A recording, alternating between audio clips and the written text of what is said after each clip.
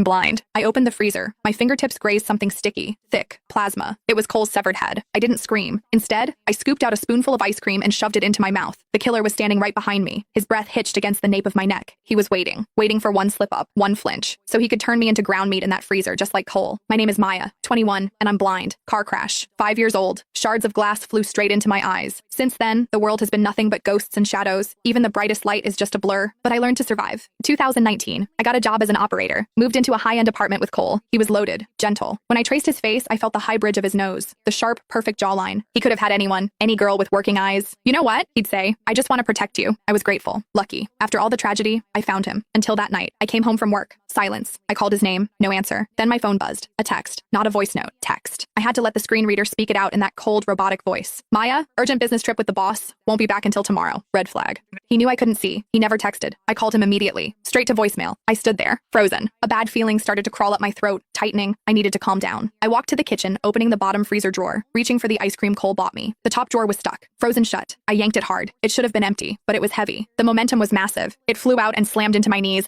I grabbed it to steady it, and then the smell hit me. Metallic, copper, blood. It was faint, but unmistakable. A blind girl's nose never lies. Something happened to Cole. I forced my muscles to lock. I reached into the freezer, grabbed the pint of ice cream, and then my knuckles brushed it. Something soft, warm, still radiating heat. Cole, or a piece of him. I didn't let myself wonder which part. My hand twitched toward my pocket. Phone, 911. No, I froze. The metallic tang of blood wasn't the only thing in the air. There was something else. I'd smelled it the second I walked through the door. Stale sweat, cheap incense, the musty scent of unwashed cotton. I dismissed it. Thought it was coming from an open window. I was wrong. It wasn't drifting. It was following. Every room I walked into, that smell was there, hovering. Vance. He was right behind me. I bit the inside of my cheek, forced a slow, steady breath. Stand up. I shoved the freezer drawer back, slammed the heavy door shut. Thud. I turned, my face a mask of boredom. He hadn't attacked. He was just shadowing me, step for step. I didn't know why. I didn't care. I only knew one thing. If he realized I knew he was there, I was dead. If I reached for my phone, I was dead. I had to play the part. The oblivious blind girl. I sank onto the sofa. Routine. Just another Tuesday night. I started shoveling the ice cream into my mouth. Usually, I savored a pint like this for minutes. Tonight, I inhaled it. The cold slammed into the roof of my mouth. A jagged spike of brain freeze shattered my skull. I ground the metal spoon against my teeth. Scrape, click. It was the only way to scream without making a sound. A tiny act of violence to vent the terror clawing at my throat. I grabbed the remote, clicked the TV on, volume down, not mute, just level 1. A whisper of static. I needed Vance to see it. I needed him to know my hearing was razor sharp. If he fixated on my ears, maybe he'd forget about my nose. He didn't move. I forced my breathing to even out. Think.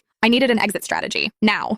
Every second of silence was a loaded gun pointed at my head. Suddenly, the doorbell rang. My heart slammed against my ribs. Someone was here. It didn't matter who. It was a variable, a disruption. I walked to the door. My legs felt heavy, numb. Who is it? Maya. It's Kevin. Open up. My boss. I didn't hear footsteps behind me, but the air shifted. That thick, suffocating stench of sweat and incense